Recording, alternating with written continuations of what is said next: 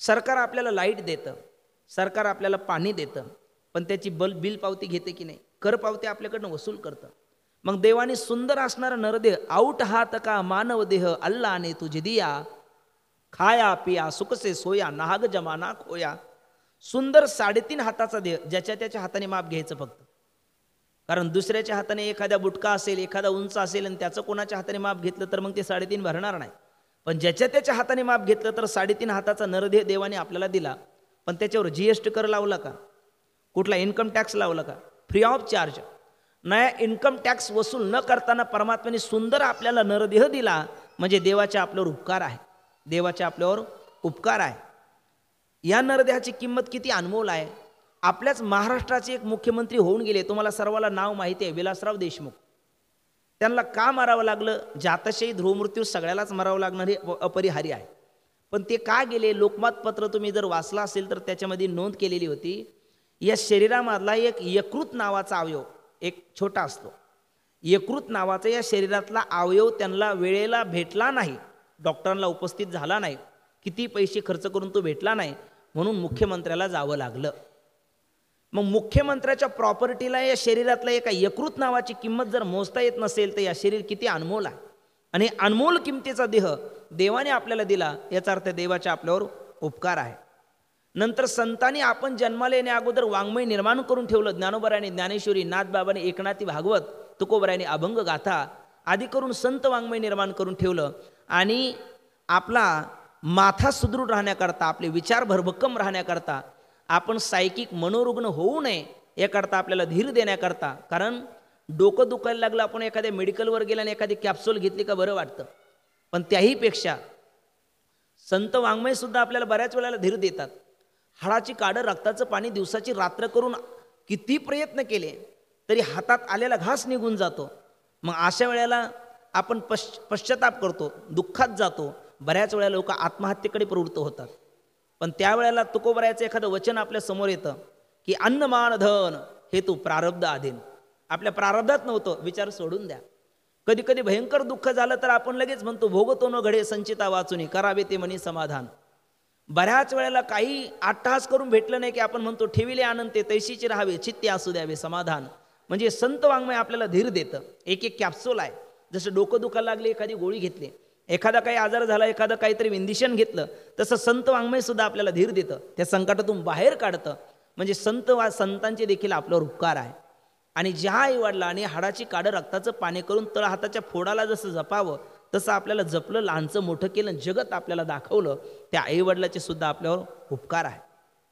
मग संतांच्या उपकारातून उतराई होण्याकरता आपण महाराष्ट्रीयन लोक संतांची पुण्यतिथी करतो. भगवंताच्या उपकारातून उतराई होण्याकरता देवाची जयंती करतो. आणि आपल्या आईवडिलाच्या ऋणातून उपकारातून उतराई होण्याकरता त्यांचं आपण श्राद्ध करतो.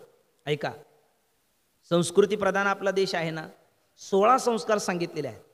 काळाच्या ओघात काही लोपलेत. बाळ जन्माला आलं का त्याच्यावर संस्कार केले जातात. जन्माला आल्यावर नाही, जन्माला येण्या अगोदरपासून, अगदी गर्भधारणेपासून आपण शेतीत कुठलं पीक घ्यायचं याच्या अगोदर बी घरात आणून ठेवतो. तसं कोणता बाळ आपल्या पोटी जन्माला यावा याच्याकरता सुद्धा आपल्याला काही कर्म केलं का, आपल्याला स्वामी विवेकानंद पाहिजे तर ते आज येऊ शकतात. आजही आपल्याला छत्रपती शिवाजी महाराजसारखा पुत्र व्हावा वाटला का तोही होऊ शकतो. पण त्याच्याकरता आई वडिलांनी काही मुहूर्त आहेत, काही प्रमाण आहेत, काही प्रक्रिया आहेत, त्या जाणून केल्या पाहिजे. तुकोबराय म्हणतात वायचाळा तो त्याचा नोहे काही मायबापे वेळ न साधिले. नाथबाबा म्हणतात काय माय गेली होती टिंबटिंबापासे. याचं कारण त्या गोष्टी आहेत, त्याला शास्त्रप्रमाण आहे. काय आहे, आपल्याला एखादा आजार झाला तो दुरुस्त करण्याकरता आपण डॉक्टरांचा सल्ला घेतो. आपल्याला एखादी केस आपल्या बाजूने निकाल लावा याकरता आपण एखाद्या वकिलाचा सल्ला घेतो. आपल्याला एखादी इमारत उभी करायची असेल तर त्यातले तज्ज्ञ असणारे जे इंजिनियर आहे त्यांचा आपण सल्ला घेतो. मग आपल्याला या अध्यात्म विश्वामध्ये जर कळत नसेल तर आपण सल्ला कोणाचा घेतला पाहिजे? संतांचा, शास्त्राचा. अज्ञातस्य ज्ञापकत्वम शास्त्रस्य शास्त्रत्वम. आणि मग शास्त्राने ह्या काही गोष्टी आपल्याला कर्म करायला सांगितलेला आहे. व्यक्ती जन्माला आली ना, नामकर्म संस्कार, चौलकर्म संस्कार, व्रतबंधन संस्कार, उपनयन संस्कार असे अनेक संस्कार केले जातात.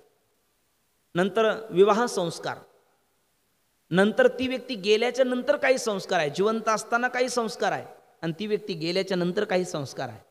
गेल्याच्या नंतर आपण भारतीय महाराष्ट्रीयन लोक पहिला संस्कार करतो शवदहन संस्कार म्हणजे त्याला अग्निडाव देतो. दुसरा संस्कार आपण करतो अस्थिमेलन संस्कार म्हणजे त्याला सावडण्याचा विधी म्हणतात. तिसरा संस्कार केला जातो काकस्पर्श संस्कार म्हणजे कावळा त्या पिंडाला स्पर्श करतात ना, दशक्रिया, काकस्पर्श संस्कार. आता काही भारतीय तरुण हे श्रद्धाप्रधान आहेत, पण आंग्ल विद्या विभूषित झाले, पाश्चात्याचं थोडंसं 4-2 पुस्तकं शिकली का ते सुद्धा चिकित्सा प्रधान होतात. आणि मग ते म्हणतात महाराज इथे कावळा शिवला म्हणजे ते तिथे लोकांतराला प्राप्त झालं, हे कसं काय? म्हटलं ते कावळ्याला दिसतं.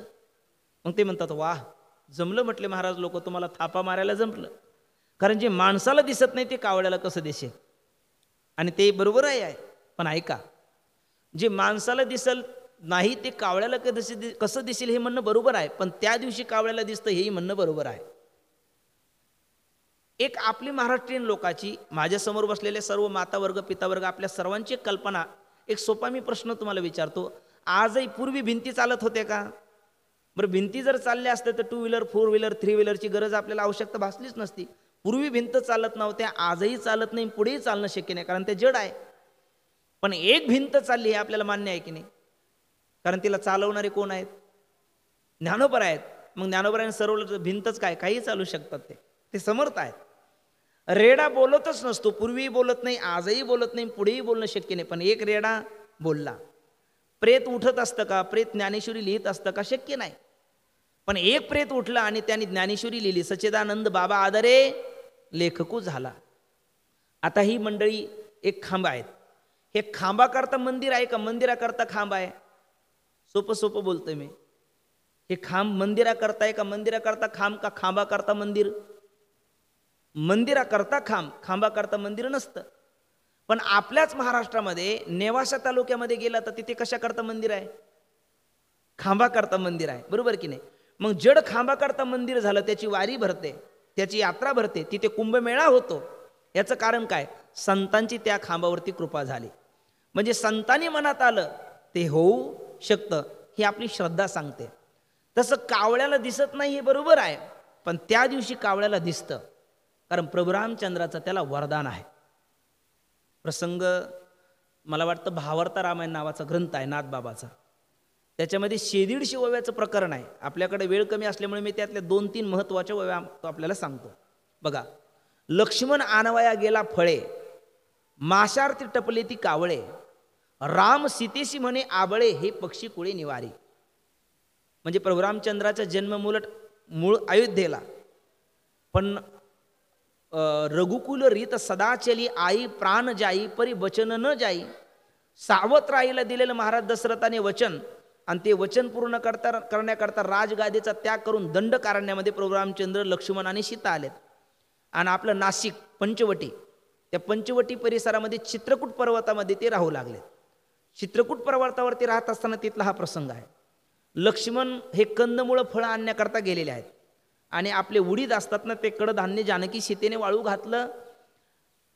पण सीता माता ही जगत सुंदरी आहे, जगताची निर्मिती, जगत आई ती आहे, जगदंबा आहे. जगातल्या एखाद्या स्त्रीला तिने थोडं सौंदर्य दिलं तर विश्वसुंदरी म्हणून तिचं नाव होतं. मग विश्वाला या सुंदर विश्वाला निर्माण करणारी जगत माता सीता किती सुंदर असेल शब्दाने आपण सांगू शकत नाही. सीता मात्याच्या सौंदर्यावरती मोहित होऊन, आताच्या भाषेत इम्प्रेस होऊन, स्वर्गातले एक सुदसुव नावाचा गंधर्व, जयंत गंधर्व, त्याचा मुलगा सुदसुव, तो कावळ्याचा वेश घेऊन सीतेचा सौंदर्याचा उपभोग घेण्याकरता आला. मी ओवी सांगतो. सुंदर देखुनी अतिशी सुदसुव गंधर्व अभिलासी, धरुनिया काग वेशासी सीतेपाशी तो आला. कावळ्याचा वेश घेऊन सीतेपाशी आला, कावळ्याचे अनेक कावळ्यात तो आला. मग ते कावळी उडीद खायला लागलेत. प्रभू रामचंद्राने सीतेला सांगितलं ते कावळे बाजूला हाकाल. सीता माता हाकायला लागली. ओवी नाथबाबा काय लिहितात बघा, स्वय हाकिता सीता सती इतर कावळे तात्काळ पळते, पण तो पळेना कामा शक्ती पुढता पुढती झेपवे. हा कावळा होता का ढोंग कावळा होता? कावळ्याचं सोंग घेऊन आलेला होता, मुळात कावळा नव्हता. आणि तो काही ते कडधान्य खाण्याकरता आला नव्हता, सीतेचा उपभोग घेण्याकरता आला होता. सीता हाकत असताना इतर कावळे पळून गेली, पण तो कावळ्याचा सोंग घेऊन आलेला सुदसुव, जयंतचा मुलगा सुदसुव गंधर्व, तो पुढे पुढे आला. मग अशा वेळेला करावं काय? प्रभू रामचंद्र कोळवून घेत एका झाडाखाली उभे होते. प्रभू रामचंद्र एक बाणी एक वचनी एक पत्नी, त्यांच्या हातामध्ये आयुध नाही, पण ऐच्छिक अस्त्र त्याला म्हणतात. काही मंत्र आहेत, आजही ते आहेत, पण ते सिद्ध करावे लागतात. एखादी कुठली वस्तू तुम्ही घ्या आणि ऐच्छिक अस्त्राचा मंत्र म्हणून त्याचा प्रयोग करा, तो प्रयोग सक्सेस होतो. जसे विज्ञानातले प्रयोग सक्सेस होतात तसे अध्यात्मातले तर त्याच्या पुढे, कारण जिथे विज्ञान संपतं तिथून अध्यात्माची सुरुवात होते असं आपली मान्यता आहे. प्रभू रामचंद्र खाली वाकले, एक दर्भाची गवताची काडी घेतली आणि तुका म्हणे नग्न भाज तरी ती लाज स्वामीशी. आपल्या पतिव्रता स्त्रीचं रक्षण करणं हे पतीचं कर्तव्य असल्यामुळे प्रभू रामचंद्रांनी त्या गवताच्या काडीवर ऐच्छिक अस्त्राचा मंत्राचा प्रयोग केला आणि सोडला तर कावळ्याचा प्राण घेण्याकरता कावळ्याच्या पाठी ती लागली. आणि मग मात्र मनुष्याला भोग कुठपर्यंत आवडतात कुठपर्यंत, जोपर्यंत आपला प्राणावर बेतत नाही तोपर्यंत. आपण ते माकडिणीची गोष्ट ऐकली असेल. ते बिरबल बादशाला म्हणतो कोणावर कोणाचं प्रेम, म्हणजे माकडिणीचं ते पिलावर अधिक प्रेम आहे. पण जसं जसं त्या हौदामध्ये पाणी सोडलं, माकड ते पिलू खाली खेळत होते, ते माकडीने उचललं, कमरे इतकं पाणी आलं, खांद्यावर घेतलं, खांद्या इतकं पाणी आलं, डोक्यावर घेतलं, पण तिच्या नाका तोंडात पाणी जायला लागलं. त्यावेळेला तिने पिलाला खाली ठेकलं आणि त्याच्यावरती उभी राहिली. कारण माणसाला प्राण हा सर्वाधिक प्रिय आहे. त्या सुदस्व गंधर्वानी तो प्रभू रामचंद्राचा बाण पाहिला आणि तो स्वर्गामध्ये गेला. इंद्राला म्हणायला लागला मला मदत करा, माझं रक्षण करा. इंद्र लगेच बोलून गेला एखाद्या मुख्यमंत्र्यासारखा, भिवू नकोस, मी तुझ्या पाठीशी आहे. पण तेवढ्यामध्ये इंद्राने पाठिंबा काढून घेतला. जसा अगदी प्रॅक्टिकली बोलायचं झालं तर एखादा बाळासाहेब ठाकरे यांचे चिरंजीव उद्धव ठाकरे यांनी आपल्याला एखादा पाठिंबा दिला आणि म्हटले चिंता करू नको, मी तुझ्या पाठीशी आहे. पण तेवढ्यामध्ये मोदी सरकारचाच तो आदेश असल्याचं ते म्हटले आम्ही काही करू शकत नाही, कारण आदेश आमच्यापेक्षा श्रेष्ठांचा आहे. तसं प्रभू रामचंद्र हे जगाचे मूळ डायरेक्टर आहे, मेन आहेत. ते विष्णूचा, महाविष्णूचा अवतार आहे. प्रभू रामचंद्राचा बाण पाहिल्याच्या नंतर इंद्राने पाठिंबा काढून घेतला, ब्रह्मदेवानी सर्वांनी त्याचा पाठिंबा काढून घेतल्याच्या नंतर मग जे का रंजले गांजले त्यासी म्हणे जो आपुले तोची साधू ओळखावा, देव तेथीची जाणावा. तो गंधर्व कावळ्याच्या वेशात असणारा तो नारदाकडे गेला. नारदाला विचारलं काय करू. नारदाने सांगितलं शरण आला त्याला मरण नाही. एखादा इलयती कुत्रा असू द्या, फार कुत्री असतात, त्या घरावर बोर्डावर पाटीच असते कुत्र्यापासून सावध राहा. प्रश्न असा पडतो घरातल्या का दारातल्या, सिस्टम स्पष्ट. म्हणजे बऱ्याच वेळेला ती पुढच्या जन्माची तयारी कदाचित असावी. कुत्र्यावर प्रेम करू नये असं माझं दुमत नाही, निश्चित करावं. पण कुत्र्यावर जितकं प्रेम करतो त्यापेक्षा किमान काही पट आईवडिलावर प्रेम करावं, कारण सकळ तीर्थाची धुरे. असो, ते कुत्र जर आपल्या अंगावर धावून आलं आणि आपल्याला वाटतं आपल्याला फाडेल, अशा वेळेला आपण खाली बसलो, हात जोडले आणि रामकृष्ण हरी म्हणलो तर ते कुत्र सुद्धा क्षमा करतं, कारण ते म्हणतं जाऊ द्या शरण आलं. मग कुत्र जर शरणांगाताची दखल घेतं, तो जगाचा परमात्मा आहे. त्याचं ब्रीद आहे गीतेत, ये यथामाम प्रपद्यन्ते तंस्तथैव भजाम्यहम्, किंवा जो मजो हे अरण्य शरण त्याचे मी निवारी जन्म मरण. नारदाने सांगितलं त्या गंधर्वाला तू प्रभू रामचंद्राला शरण जा. तो गेला. प्रभू रामचंद्राने सांगितलं तू अपराध सीतेचा केला, सीतेकडे शरण जा. सीतेकडे गेला. सीते मातेला काय म्हटलं, नाथबाबाची ओवी ऐका. तो म्हणतो आई मला तू क्षमा कर, तू जगाची आई आहे, जगातला एक मी पक्षी आहे, माझी आई तूच आहे. म्हटले बाळा, कोणताही पुत्र आपल्या आईकडे भोगाच्या कामाच्या इच्छेच्या भावनेने येत नाही, संघाच्या आसक्तीने येत नाही. तू ती कामना ठेवून आला, मी तुला क्षमा करणार नाही. तो काय बोलतो, नाथबाबाची ओवी आहे. बाळाशी कूच सत्ता एकांती, पतीशी कूच सत्ता एकांती, बाळाशी कूच सत्ता लोकांती, ते म्या केले तुझं प्रति जाण निश्चिंती जानकी. ओवीचा अर्थ असा आहे, आताच्या भाषेत कूच शब्दाचा अर्थ कंचुकी आणि आताच्या भाषेत त्याला ब्लाऊज म्हणतात. ब्लाऊज नावाच्या वस्त्राला स्पर्श करण्याचा अधिकार पतीला काळ वेळेला एकांतात आहे. पण त्या बाळाला भूक लागली तर भर चौकात पदराच्या आड आईचं स्तनपान ते बाळ करू शकतं.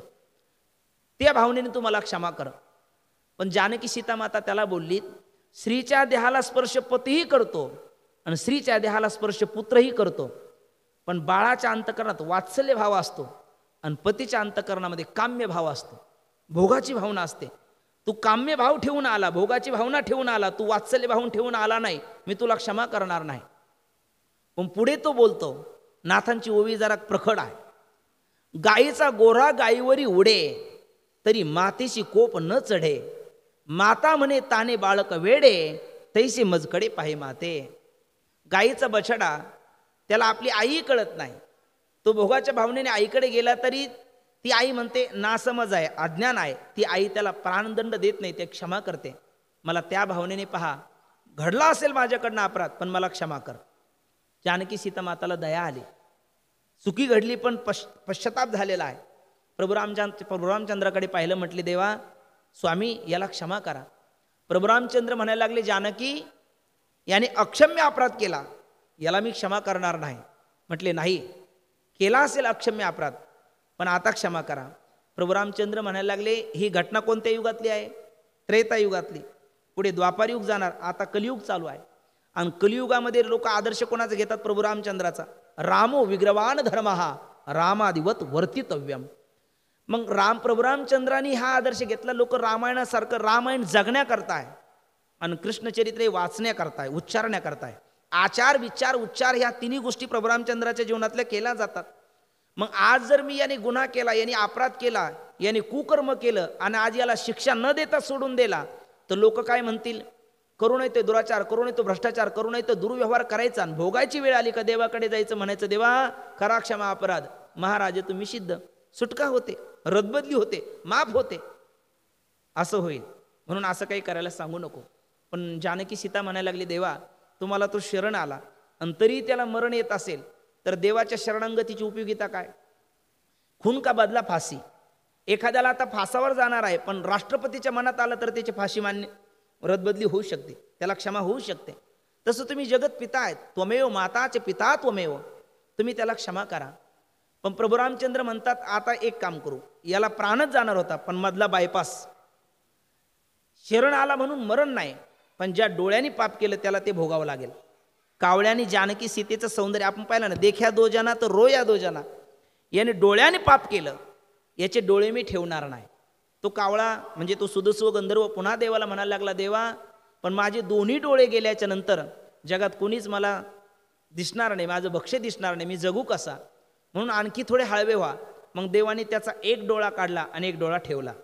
माझ्या बोलण्यावर तुम्हाला विश्वास नसेल, तुम्ही प्रॅक्टिकली प्रयोग करू शकता. कावळ्याला पकडा आणि आजही बघा, त्याला दोन डोळे नाही, एकच आहे. पण आपण जवळून पाहिलं तो दोन दिसतात. त्याचं उत्तर आहे वेगातिशय भुली. तो अत्यंत वेगाने फिरतो. कोण? जशी अगरबत्ती, पेटलेली अगरबत्ती गरगर वेगाने फिरवली तर ती उजवीला आहे त्यावेळेला डाव्या बाजूला नाही, इकडे आहे त्यावेळेला इकडं नाही, पण गोल चक्र दिसतं. तसं तो अत्यंत वेगाने फिरवतो म्हणून आपल्याला दोन बुबळं वाटतात, पण त्याला आहे एक. पण म्हटले ते गेलं कुठे? ते प्रभू रामचंद्राच्या बाणाने गेलं. पण त्या कावळ्याने त्याही वेळेला विचारलं, देवा इथून पुढे मी घाणेरडं कर्म केलं. जसं कैकेयीचं नाव आज कोणीच ठेवत नाही. रावणाचं नाव एक गाव आहे भिगवणकडे जाताना, रावण गाव, पण रावण नाव कोणी ठेवत नाही. पराक्रमी आहे पण नाव कोणी ठेवत नाही. तसं कोकिळा आवडते, पोपट आवडतो, मोर आवडतो, पण कावळा कोणालाही आवडत नाही. कावळ्याला चांगलं म्हणणारी एकच व्यक्ती ज्ञानोबा आहे, पहिलं तोगे काऊ कोकत आहे. पण आम्हाला सुद्धा लोक वेटिंगला थांबतील, आमची वाट पाहतील, असं एक स्थान द्या. आणि मग प्रभू रामचंद्राने त्याला ते दशक्रियाचं स्थान दिलं. मी ओवी सांगतो, दशहराच्या पिंडासी देखणे पण आहे कागासी, जाते देखे पाप रासी त्या पिंडासी नातळे. अर्थात प्रभू रामचंद्राचं वरदान असल्यामुळे त्या कावळ्याला दिसतो तो काकस्पर्श संस्कार. आणि त्याच्यानंतर एका वर्षाने केला जातो तो वार्षिक संस्कार, म्हणजे त्याला वर्षश्राद्ध असं म्हणतात. आणि 5 महिन्यांनी, 6 महिन्यांनी, 5.5 महिन्यांनी केलं जातं त्याला पंचमास, षण्मास किंवा 5.5 श्राद्ध असं म्हणतात. श्रद्धयादी येते इति श्राद्ध. श्राद्धेने तर्पण आदी करून ते गेलेले व्यक्ती करता अन्नदान आणि ज्ञानदान केल्याच्या नंतर जे निर्माण होणारं पुण्य आहे ते त्यांना समर्पित केल्याच्या नंतर त्यांच्या कर्मानुरूप ते ज्या योनीला असेल त्या योनीला त्यांना ते प्राप्त होतं. आता पुन्हा आपल्याला शंका येईल, इथे केलेलं पुण्य, त्यांच्या पूर्वजांनी उत्तराधिकाऱ्यांनी केलेलं पुण्य हे त्यांना कसं प्राप्त होईल? तर त्याचं उत्तर आहे, भारतीय चलन हे भारतात चालतं. हे पैसा तू भगवान नहीं, लेकिन सच को भगवान से कुछ कम नहीं, क्योंकि तेरे बिना कुछ भी चलता नाही. पैसा असेल धनवंता लागी सर्व मान्यता आहे जगी, पण भारतीय चलन भारतात चालतं. भारतीय चलन अमेरिकेत चालेल काय? जपानमध्ये चालेल का? आपण तिथे गेल्याच्या नंतर तिथले डॉलर्स चेंज करून आपल्याला घ्यावे लागतात. पण पुढे बघा, सोनं असेल तर ते भारतात जा, अमेरिकेत जा, जगाच्या पाठीवर पृथ्वीवर कुठेही जा, सोनरूपी चलन सगळीकडे चालतं. पण सोनरूपी चलन पृथ्वीवरच चालतं. आपल्या वर काही लोक आहेत आणि आपल्या खाली काही लोक आहेत. वर आहेत भूरलोक, भोरलोक, सोरलोक, मोहरलोक, जनलोक, सत्यलोक, तपोलोक, असे वर 7 लोक आहेत. खाली आतल वितल तलातल महातल रसातल पाताल सुतल असे खाली 7 लोक आहेत. त्या योनीमध्ये पुण्यरूपी चलन चालत नाही, आपलं सोनरूपी चलन चालत नाही. मग त्या योनीत चालतं पुण्यरूपी चलन. तुम्हाला प्रॅक्टिकली सांगू काय, काही कुत्री असतात बघा, काही माणसाची कुत्री हाल खात नाही आणि काही कुत्र्याच्या सेवेला 4-4 माणसं असतात. तुम्ही पाहिलं असेल. म्हणजे रोज त्या कुत्र्याला नवीन शॅम्पू असतो, नवीन साबण असतो, नवीन त्याचे बिस्किट असतात. 4-2 लोक त्या कुत्र्याच्या सेवेत असतात. याचं कारण काय, त्या कुत्र्याचं पुण्य चांगलं आहे. एखादा माणूस इकडे गाडी चालवतो, तो कुत्रा इकडे सीटवर असतो आणि त्याला म्हणतो बरोबर लेफ्ट राईट चालू दे सरळ. म्हणजे माणूस गाडी चालतो आणि बाजूला कुत्रा बसतो. याचं कारण काय, त्या कुत्र्याचं चांगलं पुण्य चांगलं आहे. एखादा बैल असतो, तो माऊलीच्या पालखीला चालतो, त्याचं पुण्य चांगलं आहे. एखादा घोडा असतो, तो माऊलीचा पालखीचा घोडा म्हणून स्वीकारला जातो. रिंगणामध्ये हजारो लोक त्या घोड्याच्या चरणाची धूळ घेतात आणि आपल्या घरी आणून ग्लासमध्ये पाण्यात टाकून ते तीर्थ म्हणून घेतात. त्या घोड्याचं पुण्य चांगलं आहे. काही जनावरांची कुत्री हाल खात नाही आणि काही जनावरांची देवासारखी सेवा होते. याचं कारण पुण्यरूपी चलन आहे. आणि पुण्य असं आहे, ते कुठेही जा सगळीकडे उपयोगाला येतं. मग ते कुत्र्याच्या योनीत गेलं तरी उपयोगाला येतं, जनावराच्या योनीत उपयोगाला गेलं, वर गेलं तरी उपयोगाला येतं. एखाद्या कंपनीमध्ये एखाद्याने जॉब करत असताना त्या कंपनीची इमानाने चाकरी केली आणि हे लॉकडाऊन आता कोरोनासारखी महामारी येऊन गेली. अशा वेळेला काही कमी पडलं तर कंपनी त्याला बोनस स्वरूपामध्ये देते. तसं ज्यांच्याकरता आपण हाडं झिजवली जाणाऱ्या व्यक्तीने, रक्त आटवलं, श्वास खर्ची घातले, ती व्यक्ती गेल्याच्या नंतर त्यांच्याकरता त्याचा रक्ताचा आणि प्रेमाचा ऋणानुबंध असणारी जी मंडळी आहेत, त्यांनी हा अन्नदान ज्ञानदान कर्म केलं आणि त्यातून सुकृत निर्माण झालं पुण्य. आणि दिली तिळांजळी कुळनाम रूपाशी शरीर ज्याचे त्याशी समर्पिले, ते पुण्य समर्पित केल्याच्या नंतर ते पुण्य त्या लोकाला प्राप्त होतं, त्यांना प्राप्त होतं. आणि त्यांना प्राप्त होऊन त्यांना तेथील असणाऱ्या सुविधा प्राप्त होतात. एखाद्या हॉटेलमध्ये आपण गेला ना, खिसा गरम असला तर वेटर सांगितलेलं काम करतो, जे मागितलं तुम्ही ते घेऊन येतो. पण आपल्या खिशामध्ये काही नसेल तर वेटर आपल्याला मारून नरम करेल. तसं लोकांतर गेल्याच्या नंतर, वरच्या लोकात गेल्याच्या नंतर तिथे पुण्यरूपी चलन लागतं आणि ते जर संपलं तर वरून खाली यावं लागतं. गीता सांगते आपल्याला, भारतीयांचा धर्मग्रंथ, तेतम भुक्त्वा स्वर्ग लोकम विशालम क्षिणे पुण्य मर्त्य लोकम विशंती एवं त्रयी धर्म मनुप्रपन्ना गता गतम काम कामा लभंते. माऊली म्हणतात, मग त्या पुण्याची पावटी सरे, मग सवेची इंद्रपणाची उटी उतरे. अर्थात पुण्यरूपी चलन. हरिभक्त पारायण आपले भाऊसाहेब बाबा लक्ष्मण पवार यांनाही पुण्यरूपी चलन प्राप्त व्हावं आणि त्यांच्या कर्मानुरूप ज्या सद्गती त्यांना प्राप्त झाली तिथे त्यांना ते भेटावं आपल्या भारतीय संस्कृतीनुसार. म्हणून पवार परिवारामधील त्यांचे सर्वच आप्तेष्ट परिवार यांनी एकत्र येऊन हा 5.5 महिन्याचा असणारा श्राद्धाचा विधी, श्रद्धयादी येते इति श्राद्ध, हे कर्म केलं. आणि का करावं, कारण ज्ञानोबराय सांगतात, सकळ तीर्थाची धुरे जी एका माता पितरे ते सेवेसी कीर शरीरे लोणकीचे. ऐका, जगात सर्वात मोठं तीर्थ म्हणजे आपले माता पिता आहेत. कारण एक थोडेसे 5-10 मिनिटं बोलू नका, मी थांबतो नंतर. सकळ तीर्थाची धुरे जी एका माता पितरे ते सेवेसी कीर शरीरे लोणकीचे. जगामध्ये सगळ्यात मोठं दैवत म्हणजे आपले आईवडील आहे. आपल्याला इतिहास माहिती आहे, पुंडलिकाने कुठल्या तीर्थयात्रेला गेले नाही. आईबापाच्या गळ्याला दोरी, बायको खांद्यावरी, आणि पुंडलिक काशी यात्रा करी. पण काशीमध्ये जाताना त्या कुकुडस्वामीच्या आश्रमामध्ये बघितलं त्यांनी, 3 घाणेरड्या अमंगल गलिच्छ असणाऱ्या स्त्रिया त्या ऋषीच्या आश्रमात गेल्या आणि पुंडलिक असे दरवाजासमोरच बसले होते, आई वडिलाला थांबून आपल्या पत्नीची सेवा करत. म्हणजे आई वडिलाच्या गळ्याला दोरी आहे आणि आपल्या पत्नीचे पाय चेपत बसले, कारण जय देव जय देव जय माझी बायको, तुम्ही सांगाल तेच ऐको, असं त्यांचं त्या काळातलं चाललं होतं. पत्नीचे चरण दाबायला लागलेत, पत्नीला खांद्यावर घेऊन आले होते, खांद्यावर बसून तिचे पाय दुखायला लागलेत आणि मग हे चरण दाबायला लागले. त्या घाणेरड्या स्त्रिया आश्रमामध्ये गेल्यात आणि थोड्या वेळाने ते आल्या तर स्वर्गातल्या अप्सरेला लाजवेल असं त्यांचं दिव्य तेज पाहिलं. आणि मग पुंडलिकाने विचारलं, आपण कोण आहात? जाताना तुम्ही घाणेरड्या गलिच्छ मलिन तुमच्या चेहऱ्याकडे पाहत नव्हतं आणि आता हे दिव्य सौंदर्य तुम्हाला प्राप्त झालं, तुम्ही कोण आहात? त्यावेळेला त्यांनी सांगितले, पाप्या म्हटले, दूर हो, आम्ही म्हणजे सामान्य नाहीत, गंगा यमुना सरस्वती असे 3 तीर्थ आम्ही आहोत. पण तुझ्यासारखे पापी लोक आमच्यात येतात, स्नान करतात आणि ते पाप मुक्त होतात, पण त्यांच्या पापाने आम्हाला मालिन्य प्राप्त होतं आणि मग आम्हाला पुन्हा फिल्टर, पुन्हा पवित्र होण्याकरता आम्ही अशा ऋषीच्या आश्रमात जातो. तीर्थे तया ठाया इति पुनीत व्हावया, पर्व काळ पाया तळी वसे वैष्णवा. आणि आम्ही त्या संतांची सेवा केली, आम्हाला पावनत्व प्राप्त झालं. पुंडलिकाला आश्चर्य वाटलं. पुंडलिक मध्ये गेलेत आणि विचारलं कोण स्वामी आहेत, तर पाहिलं ते कुकुट स्वामी होते. काय करतायत म्हटले, स्वामी तुमच्या आश्रमात ह्या 3 नद्या आल्यात, त्यांनी आश्रमाची स्वच्छता केली, पुन्हा त्यांना पावित्र्य प्राप्त झालं आणि ते निघून गेल्यात. तुम्ही फार मोठे संत आहात. त्यांनी सांगितलं मी संत नाही, मी आपला आईवडिलाचा सेवक आहे. म्हटले बरोबर आहे, तुमच्या आईवडिलाच्या सेवेमुळेच हे सामर्थ्य तुम्हाला प्राप्त झालं का तीर्थाला सुद्धा तुम्ही पावित्र्य केलं. ते दोषापनयन आणि गुणाधान स्वरूपाचा संस्कार तीर्थावर तुम्ही केला. आणि मग पुंडलिकाने तेव्हापासून आईवडिलाला सोडून दिलं, आपला पत्नीची सेवा सोडली आणि आईवडिलाची सेवा करायला सुरुवात केली. परिणाम असा झाला की भगवान परमात्मा द्वारकेचे केने आले याची ठाया, किंवा नेनो ब्रह्ममार्ग चुकले उघडे पंढरपुरासी आले, फक्त पुंडलिके देखिले उभे केले उटेवरी. त्या पुंडलिकाच्या भावार्थान गोकुळीहुनी झाला येता. पुंडलिकाने आईवडिलाची सेवा केली म्हणूनच भगवान परमात्मा द्वारकेला सोडून या पंढरीमध्ये येऊन उभे राहिलेत. हे आईवडिलाच्या सेवेचंच फल आहे.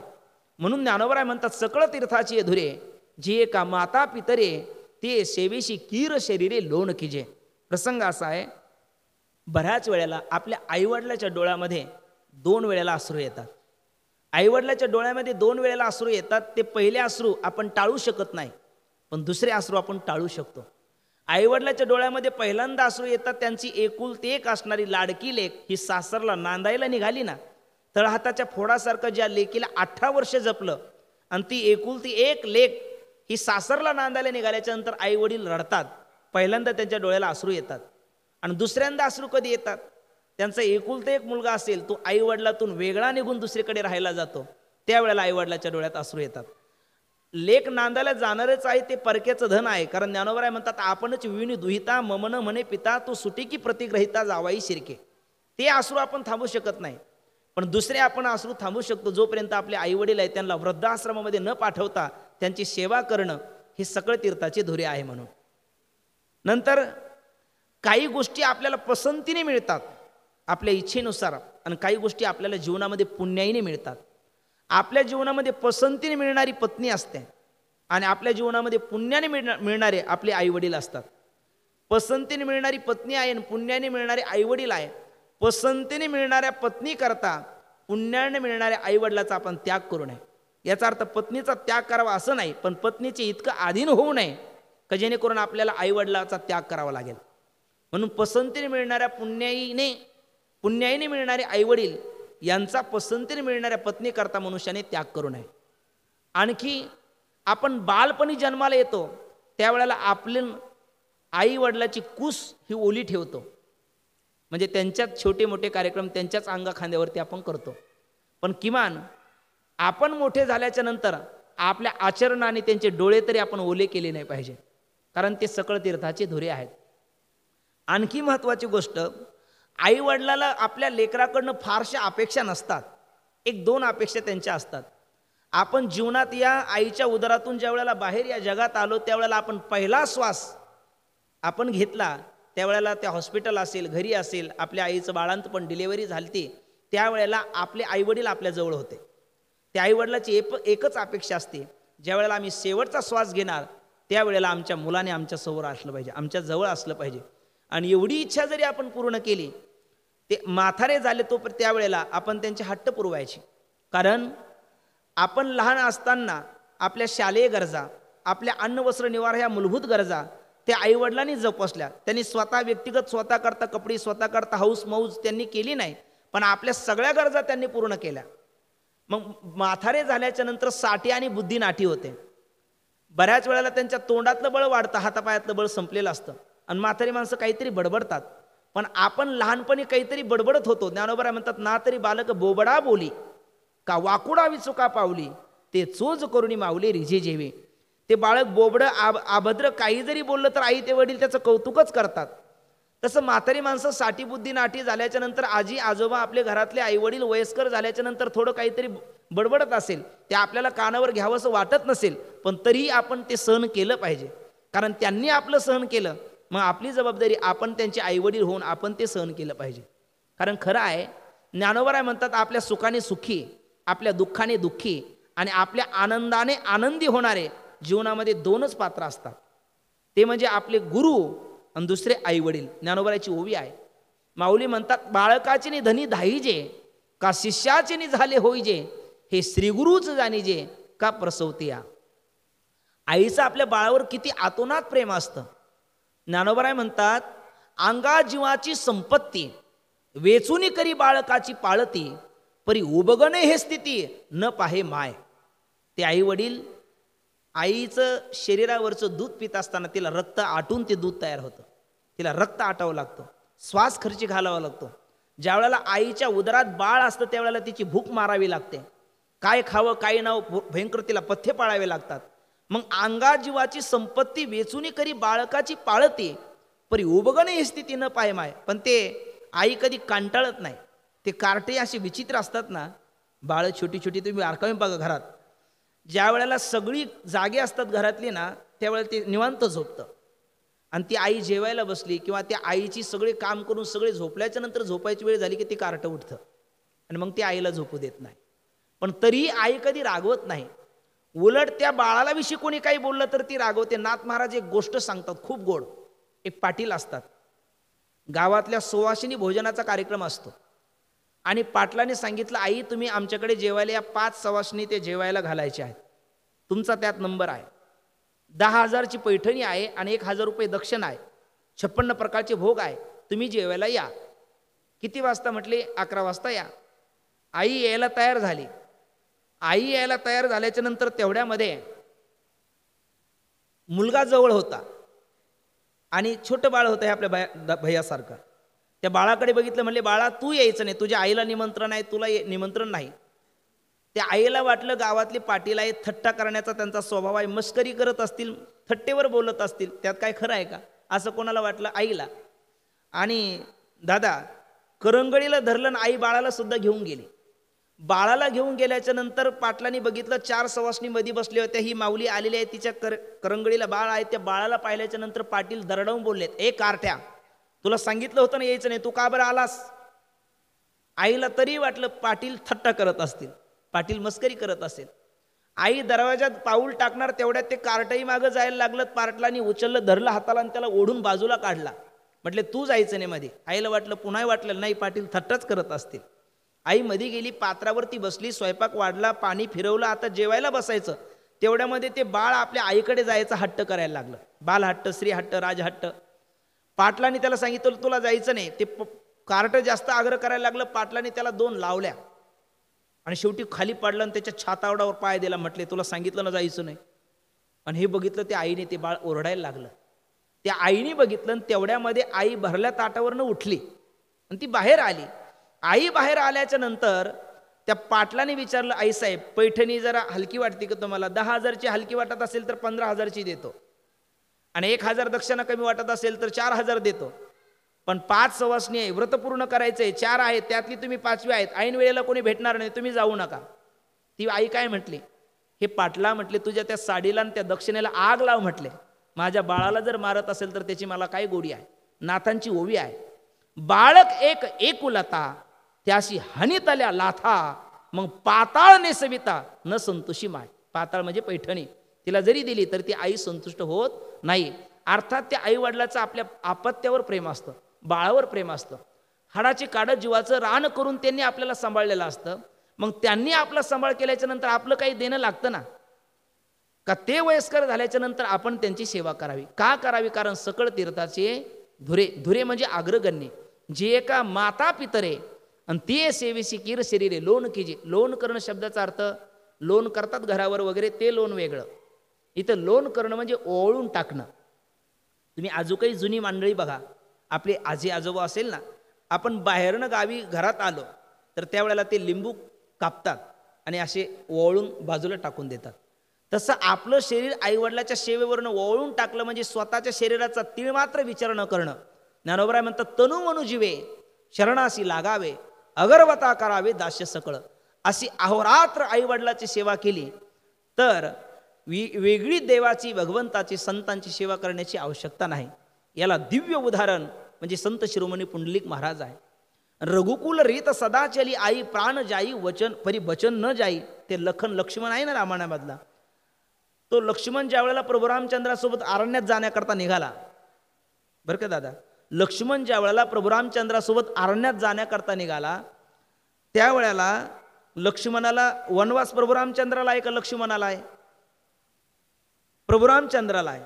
पण लक्ष्मण म्हणायला लागला, दादा मी तुमची छाया आहे, सावली आहे, आणि सावली कधी शरीराला सोडून राहत नाही. जानकी सीतेकडे गेल्याच्या नंतर सीता माता म्हणते, निरोप कसला माझा घेता, जेथे राघव तेथे सीता, मी येणार. सीतेला अनुमती भेटली, लक्ष्मणालाही अनुमती भेटली. पण लक्ष्मणाला सांगितलं, एकदा सुमित्रा आईला विचारून ये, कारण 3 पट्टराण्या दशरथ महाराजांच्या, त्यातली कैकेयी, सुमित्रा आणि कौशल्या. सुमित्रा मातेला विचारून ये. ऐका, लक्ष्मण सुमित्रा मातेला विचारायला गेल्याच्या नंतर सुमित्रा माता काय बोलली माहितीये का? सुमित्रा माता म्हणायला लागली, मला असं वाटतं लखन, माझ्या गैरहजेरीमध्ये तुला दाशीने दूध पाजलेलं दिसते एक दिवस.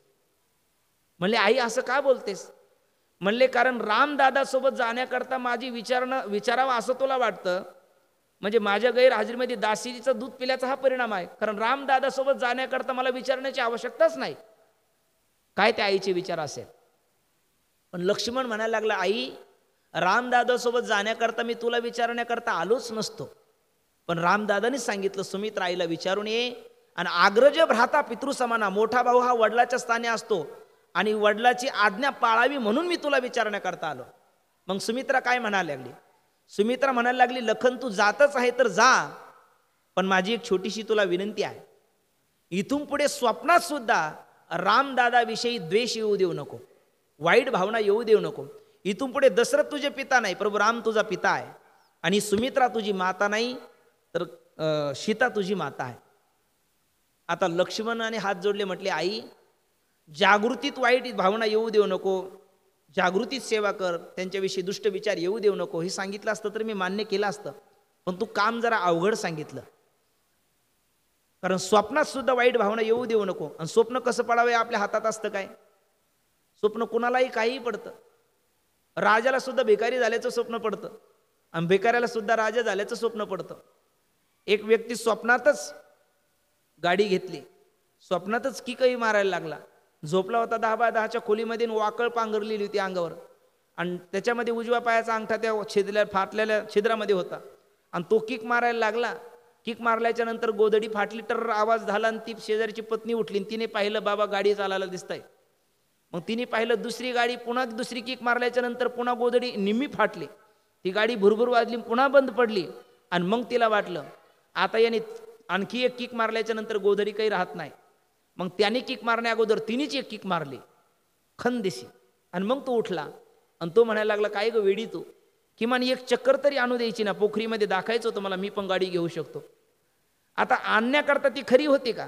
नाही, पण स्वप्नामध्ये त्याला दिसली. स्वप्न कसं पडावं हे आपल्या हातात नाही. भिकाऱ्याला सुद्धा राजा झाल्याचं स्वप्न पडू शकतं. आई स्वप्नात सुद्धा प्रभू रामचंद्राविषयी वाईट भावना येऊ देऊ नको असं तू सांगतेस, पण लक्षात घे, स्वप्न कसं पडावं माझ्या हातात नाही, पण स्वप्न पडू द्यायचे की नाही हे माझ्या हातात आहे. बघा, स्वप्न कधी पडतं दादा? झोपल्याच्या नंतर. झोपलंच नाही तर स्वप्नच पडणार नाही. म्हणून लक्ष्मण आपल्या आईची आज्ञा पालन करण्याकरता 14 वर्ष अरण्यात झोपलेच नाही. 14 वर्ष झोपले नाही. मग लक्ष्मणासारखा एखादा व्यक्ती 14 वर्ष आपल्या आईवडिलाची आज्ञा पाळण्याकरता झोपत नसेल, रामासारखा आपल्या भारतभूमीचा एखादा व्यक्ती आपल्या आईवडिलाची आज्ञा पालन करण्याकरता राजगादीचा त्याग करून दंडकारण्यामध्ये 14 वर्ष जात असेल, स्वामी विवेकानंदासारखा एक व्यक्ती, स्वामी विवेकानंद आपल्या भारत मातेचे सुपुत्र, हे याच्या गाडीमध्ये बसलेत, टांगा बग्गी घोडा टांगा त्याच्यामध्ये बसले. रविवार होता, त्यांचे वडील वकील होते आणि ते निघालेत. वकील वडिलांसोबत स्वामी विवेकानंद निघाले, त्या गाडी टांग्यामध्ये बसलेत. प्रत्येक पित्याला वाटत असतं आपण जे करतो ते आपल्या मुलांनी करावं. विनोदानी सांगतो, आमचे मारुती बाबा कोरेकर म्हणतात, पित्याला सुद्धा वाटतं आपण जे करतो ते पुढे पुराला करावं. हो, नाहीतर कावळा शिवत नाही ना कधी कधी. मग ते संकल्प सोडल्याच्या नंतर कावळा शिवतो, म्हणजे मानलंच पाहिजे. प्रत्येक पित्याला वाटतं आपण जे करतो ते आपल्या पुढच्या पिढीने करावं. आता स्वामी विवेकानंदाच्या वडिलाला वाटलं, आता नरेंद्राला, छोटा बाळ होता, म्हटले नरेंद्र त्यांचं नाव, स्वामी विवेकानंदाचं पहिलं नाव नरेंद्र. ए नरेंद्रा, म्हणले बाबा बोला, तुला पुढे चालून काय व्हायचं आहे? आता लेकरं जी बालपणापासून पाहतात त्या त्यांच्या भावना निर्माण होतात. त्या घोडा टांग चालवणारा एक फकीर, एक सामान्य व्यक्ती समोरच राहत होता, आणि म्हाताऱ्या माणसाची आणि छोट्या बाळाची मैत्री लवकर जमते, खूप घट्ट मैत्री जमते. आणि मग ती मैत्री जमल्यामुळे ते नरेंद्र बोलून गेला, मला टांगा चालवणारा व्हायचा. वडिलाला राग आला, अरे वकिलाचा मुलगा बॅरिस्टर व्हावा, आणखी काय व्हावं, टांगा चालवणार होतो, घराच्या जवळच होते. राग आला, त्याच्या कानात एक लावली आणि उतरून दिला. ते बाळ रडत आलं.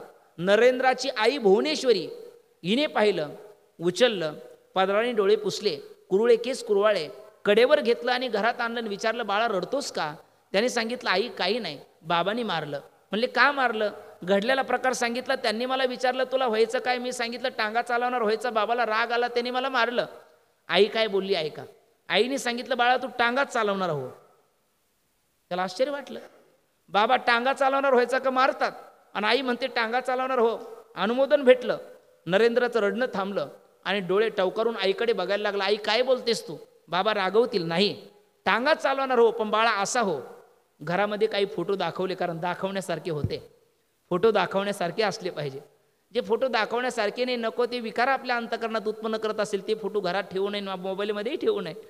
ते फोटो दाखवण्यासारखे होते. त्याच्यामध्ये भगतसिंग, सुखदेव, राजगुरू असे दिव्य हुतात्म्याचे, काही देशभक्त, काही राष्ट्रभक्त, काही भगवत भक्त यांचे फोटो होते. आणि एक फोटो भगवंताचा होता. त्या पांढरे शुभ्र 4 अश्व जोडलेले होते. रथावरती ध्वजस्तंभावरी वानरतू मूर्तिमंत शंकरू सारथी शारंग धरू अर्जुनेशी. अर्जुन होते. भगवान परमात्मा रथ चालत होते. आणि त्या कुरुक्षेत्राच्या रणमैदानावरती अर्जुन म्हणाला होता, सीदंती मे मगात्राने मुखंच परिशुष्यती वेपतुश्च शरीरे मे रोमहश्च जायते गांडीवम संसते हस्तात त्वक्षैव परिदह्यते नच शक्नुमे अवस्थातुम भ्रमती वचमे म्हणा. देवा, माझे गात्र शिथिल झाले, मी युद्ध करणार नाही. भिक्षा मागता भली, मी भिक्षा मागेल पण युद्ध करणार नाही. आणि मग भगवान परमात्माने भक्तराज अर्जुनाला गीतेचं तत्वज्ञान सांगितलं. 700 श्लोक आणि 18 अध्याय. आणि मग अर्जुन म्हणायला लागला, नष्टो मोहा स्मृतिर्लब्धा त्वत्प्रसादान मयाच्युत स्थितोस्मी गत संदेहा करिष्ये वचनंतव. अर्जुनाला भगवान परमात्म्याने गीता सांगितली. स्वामी विवेकानंदाची आई, नरेंद्राची आई भुवनेश्वरी सांगते, बाळा टांगा चालवणार व्हायचं तर असा हो. कुणासारखा? कृष्णासारखा. आणि तेच ध्येय मनातले घेतलं. आणि my brother and sister of America एका वाक्याने जगाला जिंकलं. शिकागोच्या धर्म परिषदेमध्ये स्वामी विवेकानंदाचे वाक्य आहे. काय आहे? स्वामी विवेकानंद त्या पायऱ्या चढत होते, त्यावेळेला एक पाश्चात्य तरुण समोर आला आणि तो म्हणायला लागला, स्वामीजी तुमचा सगळा पेहरावा, तुमची डोक्याची पगडी, तुमच्या अंगावरचा पंचा, कमरेचं कौपिन, ह्या सगळ्या गोष्टी तुमच्या भारतीय आहेत आणि चप्पल आमची आहे. याचं कारण काय? त्याला सांगायचं होतं का तुमचा चप्पल म्हणजे पाया, तुमच्या भारतीय लोकांचे आम्ही पाया आहोत, असं सांगायचं होतं. पण स्वामी विवेकानंद होते ते. स्वामी विवेकानंद म्हटले, बाळा बरोबर आहे, तू विचारतो ना सगळा पेरावा तुमचा भारतीय आहे आणि चप्पल पाश्चात्याची का? याचं कारण आमचं भगवं हे त्यागाचं प्रतीक आहे, म्हणून त्याग डोक्यावर घेतला जातो. त्यागा शांती रणंतरम गीता सांगते. म्हणून माझा सगळा पेहरावा आणि माझी डोक्याची पगडी भारतीय आहे. पण तुमची भोगवादी संस्कृती आहे, गलिच्छा आहे, ती पायाच्या खाली तोडवण्याच्या योग्य तिची आहे, म्हणून चप्पल तुमची आहे. स्वामीजी गरजले. नंतर पुढे त्या स्टेजवरती गेल्याच्या नंतर त्यांनी भारतीयांचा धर्मग्रंथ गीता सगळ्यांच्या खाली ठेवला आणि विचारलं, स्वामीजी आता काय उत्तर देणार? स्वामीजी म्हणू लागले, बरोबर आहे, बरोबर आहे. कारण जगातलं कितीही मंदिर गोड बांधलं, कितीही इमारत मोठी बांधली, पण तिचा जर पाया मजबूत नसेल तर पायाविना भिंत तातडीची. अर्थात जगातल्या सगळ्या धर्मग्रंथाचा पाया म्हणजे आमच्या भारतीयाचा धर्मग्रंथ गीता आहे. त्यांना वाटलं चुकलं आपलं काहीतरी. तिथून गीता काढली, सगळ्याच्या वर ठेवली. म्हणले, स्वामीजी आता काय बोलणार? स्वामीजी म्हणायला लागले, किती सुरेख मंदिर बांधलं, पण कळसाप्रते काही प्रसादी बांधकाम नाही. जोपर्यंत कलशारोहण होत नाही तोपर्यंत मंदिराला पूर्णत्व येत नाही. जगातील सगळ्या मंदिराचा कळस म्हणजे आमच्या भारतीयाची धर्मग्रंथ गीता आहे. त्यांनी तिथूनही काढली आणि मग ती गीता खूप छोटी गोरखपूरची आपली त्यांनी काढली, सगळ्याच्या मधी ठेवली. स्वामीजी बोला, म्हटले आता काय बोलणार? स्वामीजी बोलायला लागले, आपको दिल है? बोलो हाँ जी है. तो दिल है तो फिर दिल से सुनिए. मग स्वामीजी म्हणायला लागले, सगळ्या शरीरामध्ये महत्त्वाचं असतं ते हृदय. ते हृदय जर बंद पडलं म्हणजे हृदय विकाराचा झटका आला का मनुष्याला जाण्याकरता वेळ लागत नाही.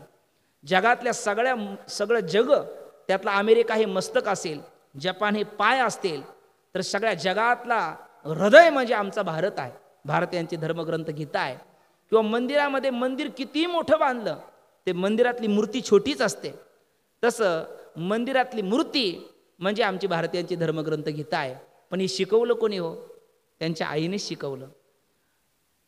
काशी की कला जाती मथुरा की मस्जिद होती, अकेला शिवा अगर न होता तो तुम हम सबकी सुनता हो जाते. मी कुठंतरी वाचलं होतं, घासल्या विना दहार नाही तलवारीच्या पात्याला, घासल्या विना दहार नाही तलवारीच्या पात्याला, राजे शिवचरित्राविना पर्याय नाही महाराष्ट्राच्या मातीला. कदाचित राजे शिवछत्रपतीने 5 बाजूच्या शाही म्हणजे कुतुबशाही, निजामशाही, आदिलशाही ह्या संपवल्या, धराशाही केल्या आणि हिंदवी स्वराज्य गल्लीपासून ते दिल्लीपर्यंत निर्माण केलं. म्हणून आज आपण हे आनंद भोगतोय. कारण आओ बच्चे तुम्हें दिखाए झोंके हिंदुस्तान की, इस मिट्टी से तिलक करो ये धरती है बलिदान की. देखो मुल्को मराठों का ये यहाँ शिवाजी डोला था, मुगलों की ताकत को जिसने तलवारों पे तोला था. हर पर्वत पर आग जली थी, हर पत्थर एक शोला था, बोली हर हर महादेव की, बच्चा बच्चा बोला था. वीर शिवाजी ने रखी थी लाज हमारे शान की, इस मिट्टी से तिलक करो ये धरती है बलिदान की. राजे शिवछत्रपती यांना घडवण्याकरता जिजाऊ मातेचं नाव निश्चित पुढे येतच, पण त्या काळात शहाजी महाराजांची झालेली ओढताण याला सुद्धा विसरून चालणार नाही. रामाला घडवणारी कौशल्य माता निश्चित पुढे येते, पण त्यावेळेला रामाच्या वियोगामध्ये 6 वेळेला राम राम म्हणून देह सोडणाऱ्या दशरथाला सुद्धा विसरता कामा नाही. कारण आई वडील तितकेच दोन्ही आपल्या जीवनात अनमोल आहे आणि ते अनमोल असल्यामुळे त्यांचं मोल करता येत नसल्यामुळे ज्ञानोबराय म्हणतात सकळ तीर्थाची धुरे, जी एका माता पितरे ते सेवेची कीर शरीरे लोन कीजे. असो यदत्र संष्टोम किंचित तद्गुरोर मे नाही, यदत्र असंष्टोम किंचित तद्मे गुरुर नाही. यथाशक्ती यथामती आणि यथाकाल कैलासवासी भाऊसाहेब लक्ष्मण पवार अर्थात आपले बाबा पवार परिवारातील ही बुजुर्ग व्यक्ती आजच्या 5 महिने होऊन म्हणजे 5.5 महिने झालेत त्यांनी आपला हा पार्थिव देह पंचतत्वामध्ये विलीन करून पवार परिवाराचा आणि या पवार परिवाराशी रक्ताचा आणि प्रेमाचा ऋणानुबंध असणाऱ्या आपला सर्वांचा अंतिम निरोप घेतला.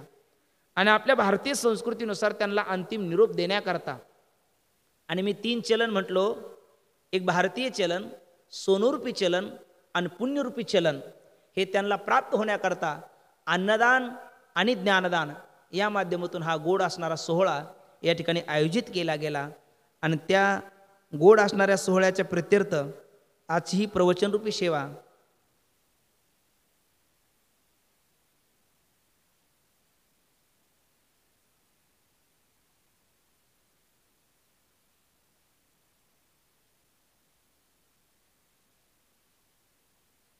आमचे गणेश महाराज बेलकर आपल्या जवळचेच, त्यांची मुळात ही प्रवचनरूपी सेवा होती. पण पंढरपूरच्या वाटेना वारीला ते चाललेत आणि वारीतून मध्यंतरी यावं कसं म्हणून त्यांनी हा निरोप आमचा पवार परिवारातील काही सदस्य आणि गणेश महाराज यांच्याकरवी ही प्रवचन सेवा माझ्याकडे सुपूर्त केली गेली. आपण सर्वच जाणकार मंडळी, काही पारमार्थिक प्रेमी मंडळी, माता भगिनी, सर्व क्षेत्रातील सर्वच मान्यवर मंडळी या पवार परिवाराशी ज्यांचा रक्ताचा आणि प्रेमाचा ऋणानुबंध आहेत आणि आपले कैलासवासी भाऊसाहेब लक्ष्मण पवार बाबा यांना अंतिम निरोप देण्याकरता त्यांच्या 5.5 मासाच्या श्राद्धाप्रित्यर्थ आपण सर्वजण रंगदास स्वामी महाराजांच्या या पवित्र प्रांगणामध्ये एकत्र जमलो आणि तुमच्या सर्वांच्या समोर काही शब्द सुमन ठेवण्याचा मी प्रामाणिक प्रयत्न केला. आपणा सर्वांनाच, काही जाणकार व्यक्ती आणि परमार्थाशी श्रद्धावान असणारे काही मातावर्ग, पितावर्ग, तरुण वर्ग या सर्वांना कळेल, रुचेल, पचेल, झेपेल अशा पद्धतीने सेवा करण्याचा मी काही प्रामाणिक प्रयत्न केला. झालेली सेवा सद्गुरू डॉक्टर नारायण महाराज जाधव बाबा आणि स्वानंद सुखनिवासी गुरुनाम गुरु जोग महाराज वारकरी शिक्षण संस्था यांच्या चरणी समर्पित करून आपण या ठिकाणी सेवेला पूर्ण विराम देऊ. 1 मिनिटं ज्ञानदेव तुकाराम नामाचं भजन आणि शेवटी पसायदान आपण घेऊ. सर्वांनी बोला. ज्ञानदेव तुकाराम, ज्ञानदेव तुकाराम, ज्ञानदेव तुकाराम, ज्ञानदेव तुकाराम,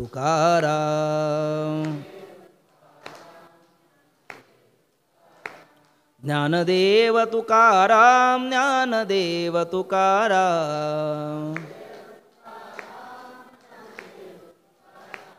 ज्ञानदेव तुकाराम, ज्ञानदेव तुकाराम,